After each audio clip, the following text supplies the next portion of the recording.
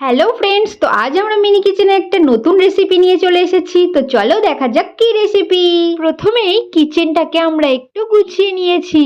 এক বালতি জল ভরে নিয়েছি, কিছু বেগুন পিস পিস করে কেটে নিয়েছি, আর একটু সামান্য নুন হলুদ নিয়ে নিয়েছি।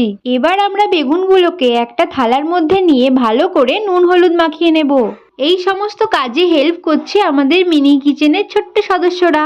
আমি এদিকে উনুনটা ধরিয়ে নিয়ে কড়াইটা ভালো করে গরম করে নিলাম।